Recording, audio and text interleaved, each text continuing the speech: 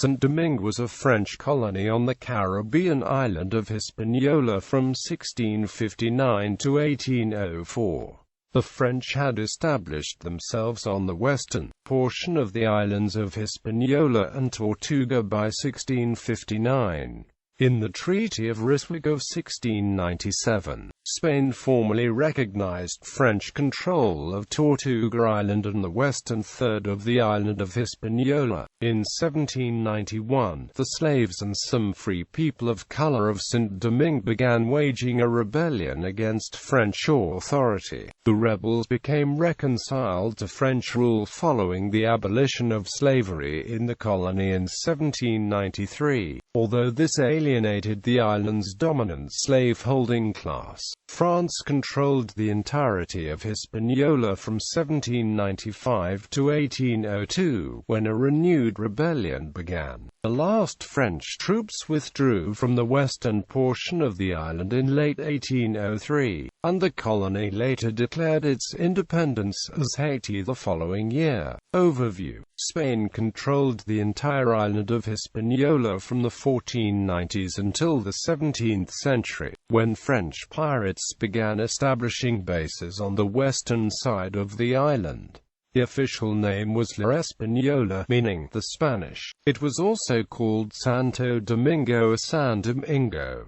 Beginning in the 1630s, the Antilles were divided among the colonial powers. Spain received Hispaniola and named the colony Santo Domingue after Saint-Domingue. The western part of Hispaniola was neglected by the Spanish authorities, however, and French buccaneers settled there, first on the Tortuga Island, then on La Grande Terre. Spain later ceded the entire western portion of the island to France. The French called the portion of Hispaniola Saint-Domingue, the French equivalent of Santo Domingo. The Spanish colony on Hispaniola remained separate, and eventually became the Dominican Republic, the capital of which is still named Santo Domingo. Establishment: when Christopher Columbus took possession of the island in 1492, he named it Insula Hispana, meaning the Spanish island, in Latin. As Spain conquered new regions on the mainland of the Americas, its interest in Hispaniola waned, and the colony's population grew slowly. By the early 17th century, the island and its smaller neighbors, notably Tortuga, became regular stopping points for Caribbean pirates. In 1606, the King of Spain ordered all inhabitants of Hispaniola to move close to Santo Domingue to avoid interaction with pirates, rather than secure the island. However, this resulted in French, English and Dutch pirates establishing bases on the now abandoned north and west coasts of the island. French buccaneers established a settlement on the island of Tortuga in 1625 before going to Grande Terre. At first they survived by pirating Spanish ships, eating wild cattle and hogs, and selling hides to traders of all nations. Although the Spanish destroyed the buccaneers' settlement several times, on each occasion they returned due to an abundance of natural resources: hardwood trees, wild hogs and cattle, and fresh water. The settlement on Tortuga was officially established in 1659 under the commission of King Louis XIV. In 1665, French colonization of the islands Hispaniola and Tortuga entailed slavery-based plantation agricultural activity such as growing coffee and cattle farming. It was officially recognized by King Louis XIV. Spain tacitly recognized the French presence in the western third of the island in the 1697 Treaty of Ryswick. The Spanish deliberately omitted direct reference to the island from the treaty, but they were never able to reclaim this territory from the French. The economy of Saint-Domingue became focused on slave-based agricultural plantations.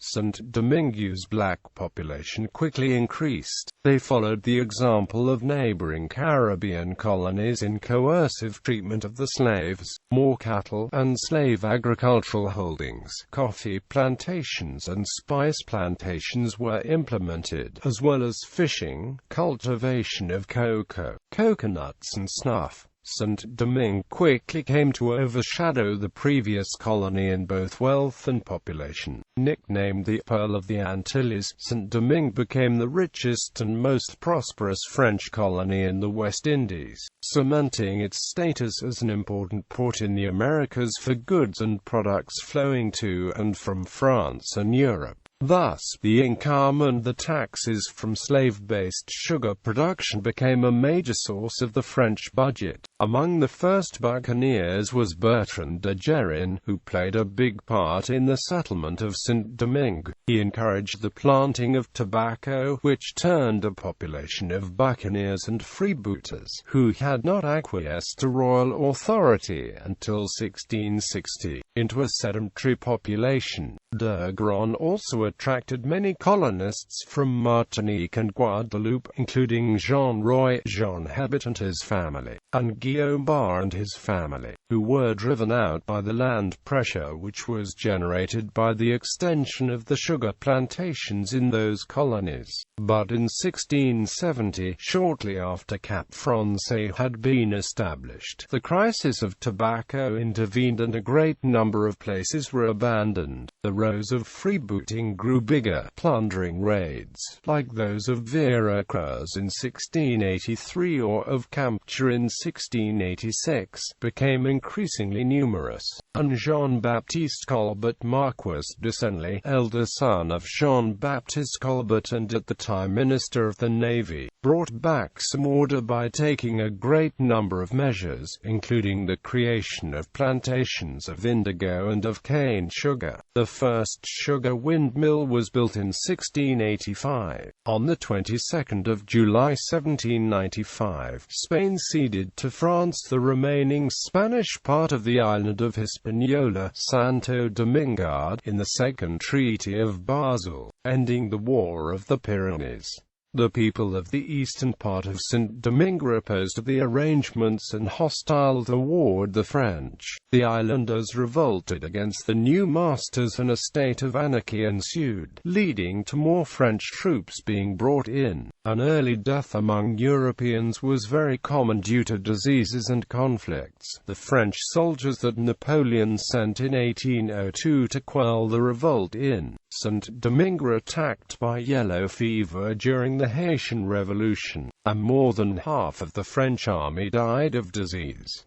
Profitable colony. Prior to the 7 Years' War, the economy of Saint-Domingue gradually expanded, with sugar and, later, coffee becoming important export crops. After the war, which disrupted maritime commerce, the colony underwent rapid expansion. In 1767, it exported £72 million of raw sugar and £51 million of refined sugar, £1 million of indigo, and £2 million of cotton. Saint-Domingue became known as the Pearl of the Antilles, one of the richest colonies in the world in the 18th century French Empire. It was the greatest jewel in Imperial France's mercantile crown. By the 1780s, Saint-Domingue produced about 40% of all the sugar and 60% of all the coffee consumed in Europe. This single colony, roughly the size of Hawaii or Belgium, produced more sugar and coffee than all of the British West Indies colonies combined, generating innumerable revenue for the French that helped them become the most powerful nation on earth at the time. The labor for these plantations was provided by an estimated 790,000 African slaves, accounting in 1783 to 1791 for a third of the entire Atlantic slave trade. Between 17 1764 and 1771, the average annual importation of slaves varied between 10,000 and 15,000. By 1786 it was about 28,000, and from 1787 onward, the colony received more than 40,000 slaves a year. However, the inability to maintain slave numbers without constant resupply from Africa meant the slave population in 1789 totaled to 500,000, ruled over by a white population that numbered only 32,000. At all times, a majority of slaves in the colony were African-born, as the brutal conditions of slavery and tropical diseases such as yellow fever prevented the population from experiencing growth through natural increase. African culture thus remained strong among slaves to the end of French rule. The folk religion of Vodou commingled Catholic liturgy and ritual with the beliefs and practices of the Vodou religion of Guinea, Congo and Dahomey. Slave traders scoured the Atlantic coast of Africa, and the slaves who arrived came from hundreds of different tribes. Their languages often mutually incomprehensible. The majority came from the Gold Coast and the Slave Coast, followed by Bantus from Congo and Angola. To regularize slavery, in 1685 Louis XIV had enacted the Code Noir, which accorded certain human rights to slaves and responsibilities to the master, who was obliged to feed, clothe and provide for the general well-being of his slaves. The Code Noir sanctioned corporal punishment but had provisions intended to regulate the administration of punishments. In the event, such protections were often ignored by white colonists. A passage from Henry Christopher's personal secretary, who lived more than half his life as a slave, describes the crimes committed against the slaves of Saint-Domingue by the French colonists. Have they not hung up men with heads downward, drowned them in sacks, crucified them on planks, buried them alive, crushed them in mortars? Have they not forced them to consume feces, and, having flayed them with the lash, have they not cast them alive to be devoured by worms, or onto anthills, or lashed them to stakes in the swamp to be devoured by mosquitoes?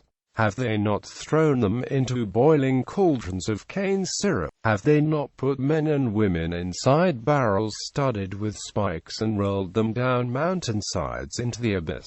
Have they not consigned these miserable blacks to man-eating dogs until the latter, sated by human flesh, left the mangled victims to be finished off with bayonet and poniard? Thousands of slaves found freedom by fleeing into the mountains, forming communities of Maroons and raiding isolated plantations. The most famous was Macantal, a one-armed slave, originally from Guinea, who escaped in 1751. A Vodou Houngan, he united many of the different Maroon bands.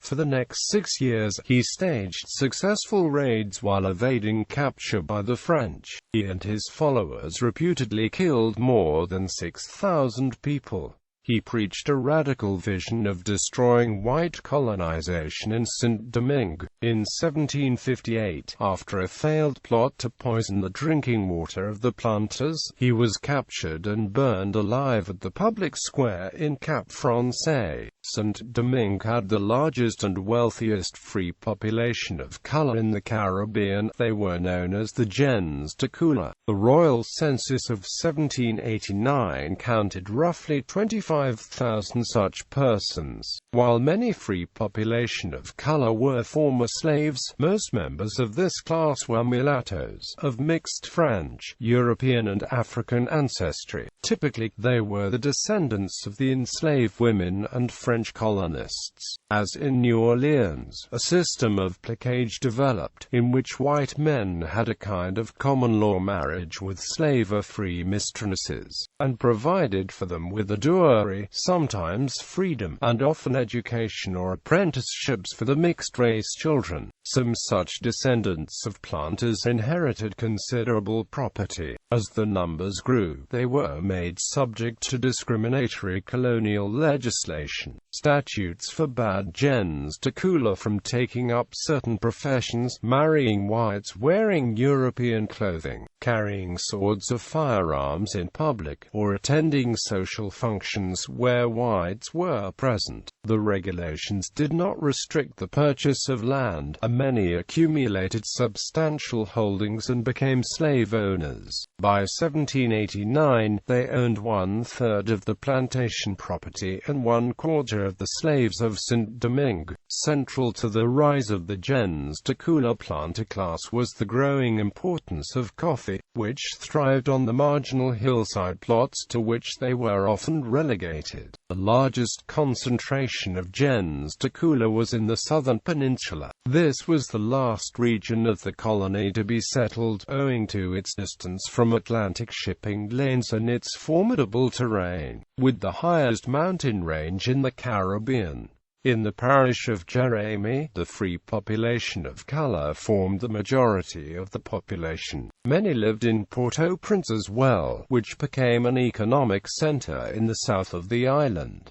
End of colonial rule. In 1758, white homeowners on Hispaniola began to restrict rights and create laws to exclude mulattoes and blacks, establishing a rigid class system. There were 10 black people for every white one. In France, the majority of the Estates General, an advisory body to the king, constituted itself as the National Assembly, made radical changes in French laws, and on the 26th of August 1789, published the Declaration of the Rights of Man, declaring all men free and equal. The French Revolution shaped the course of the conflict in Saint-Domingue and was at first widely welcomed on the island. At first, wealthy whites saw it as an opportunity to gain independence from France. The elite planters intended to take control of the island and create trade regulations to further their own wealth and power. Between 1791 and 1804, the leaders François-Dominique Toussaint Louverture and Jean-Jacques Dessalines led the revolution against the slave system established on the island. Slavery in Saint-Domingue, along with other Caribbean colonies from the French colonial empire, were the third largest source of income to France. They were inspired by the Hungans, sorcerers or priests of Haitian Vodou, dirty bookmen and François Macandal. Ledger Félicité Saint-Domingue from September 1792 to 1795 was the de facto ruler of Saint-Domingue. He was a French Girondist and abolitionist during the French Revolution who controlled 7,000 French troops in Saint-Domingue during part of the Haitian Revolution. His official title was Civil Commissioner. Within a year of his appointment, his powers were considerably expanded by the Committee of Public Safety. Saint-Domingue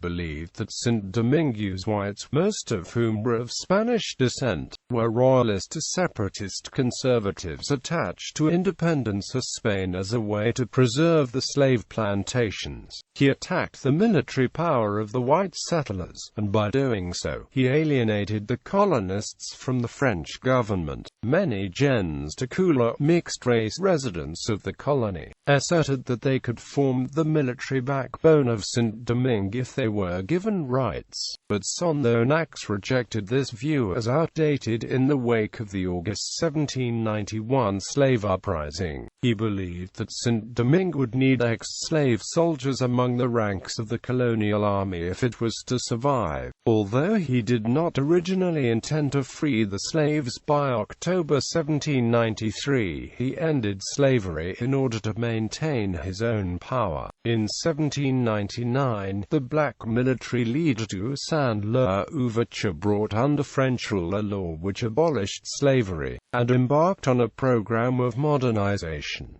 He had become master of the whole island. In November 1799, during the continuing war in Saint-Domingue, Napoleon Bonaparte gained power in France. He passed a new constitution declaring that the colonies would be subject to special laws. Although the colonies suspected this meant the reintroduction of slavery, Napoleon began by confirming Toussaint's position and promising to maintain the abolition. He forbade Toussaint to control the formerly Spanish settlement on the east side of Hispaniola, as that would have given the slave leader a more powerful defensive position. In January 1801, Toussaint and Hyacinth Moïse invaded the Spanish settlements, taking possession from the governor, Don Garcia. With few difficulties, Toussaint promulgated the Constitution of 1801 on the 7th of July, officially establishing his authority as Governor-General for life over the entire island of Hispaniola and confirming most of his existing policies. Article 3 of the Constitution states, "There cannot exist slaves, servitude is therein forever abolished. All men are born, live and die free and French." During this time, Bonaparte met with refugee planters. They urged the restoration of slavery in Saint-Domingue, saying it was integral to the colony's profits. He sent an expedition of more than 20,000 men to Saint-Domingue in 1802 to restore French authority. The French Civil Code of Napoleon affirmed the political and legal equality of all adult men. It established a merit-based society in which individuals advanced in education and employment because of talent rather than birth or social standing. The Civil Code confirmed many of the moderate revolutionary policies of the National Assembly but retracted measures passed by the more radical convention. The code restored patriarchal authority in the family, for example, by making women and children subservient to male heads of households or excluding slaves. The situation of slaves and people of mixed race was not improved. The Haitian Revolution culminated in the elimination of slavery in Saint-Domingue and the founding of the Haitian Republic in the whole of Hispaniola. France was weakened by a British naval blockade, and by the unwillingness of Napoleon to send massive reinforcements. Having sold the Louisiana Territory to the United States in April 1803, Napoleon began to lose interest in his failing ventures in the Western Hemisphere. A minority of state officials and civil servants were exempt from manual labor, including some freed-colored Haitians. Many slaves had to work hard to survive, and they became increasingly motivated by their hunger. Consisting mostly of slaves, the population was uneducated and largely unskilled. They had lived under authoritarian control as rural laborers. White residents felt the sting most sharply, while Toussaint, a former privileged slave of a tolerant white master, had felt a certain magnanimity toward whites. Dessalines, a former field slave, despised them. A firm hand was used in resistance to slavery. Napoleon's troops, under the command of his brother-in-law, General Charles Emmanuel Leclerc, planned to seize control of the island by diplomatic means. They proclaimed peaceful intentions, and kept secret his orders to deport all black officers. Meanwhile, Toussaint was preparing for defense and ensuring discipline. This may have contributed to a rebellion against forced labor led by his nephew and top general Moïse in October 1801. It was violently repressed, with the result that when the French ships arrived, not all of Saint-Domingue was automatically on Toussaint's side. For a few months, the island was quiet under Napoleonic rule, but when it became apparent that the French intended to re-establish slavery, because they had done so on Guadeloupe, Dessalines and Pétion switched sides again in October 1802, and fought against the French. In late January 1802, while Leclerc sought permission to land at Cap Français and Christophe held him off, the Vicomte de Rochambeau suddenly attacked Fort Liberté, effectively quashing the diplomatic option. In November, Leclerc died of yellow fever, like much of his army. His successor, the Vicomte de Rochambeau, fought a brutal campaign. His atrocities helped rally many former French loyalists to the rebel cause. Like other black slaves captured by the French army, Macandal was burned alive at the stake. The people of Saint-Domingue, mostly black, were hostile toward abuse by the French. The slave population had severe food shortages and brutal forced rural labor. The islanders revolted against the new masters and a state of anarchy ensued, bringing more French troops. The people began a series of attacks on the owners of sugar and coffee plantations. French soldiers from Napoleon were sent in 1802 to quell the revolt in Saint-Domingue. They suffered from seasonal epidemics of yellow fever and more than half of the French army died of disease. The British naval blockade to France persisted. Dessalines led the rebellion until its completion, when the French forces were finally defeated in 1803. Whites were slaughtered and massacred wholesale under the rule of Dessalines. The brutality toward whites shocked foreign governments. The last battle of the Haitian Revolution, the Battle of Vertières, occurred on the 18th of November 1803, near Cap Haitien. When the French withdrew, they had only 7,000 troops left to ship to France. Haiti did not try to support or aid other slave rebellions because they feared that the great powers would take renewed action against them, as happened a few years later with Spain. After the defeat of the French army, wealthy white owners saw the opportunity to preserve the political power and plantations. They attacked the town halls that had representatives of the defeated French authority. Elite planters took control of the former Spanish side of the island, asking Spain for a Spanish government and protection by the Spanish army. Later, these planters created trade regulations that would further preserve their own wealth and power. Most whites that were left in Haiti proper were killed in a brutal genocide. In the 19th and early 20th centuries, American and British authors often referred to Saint-Domingue period as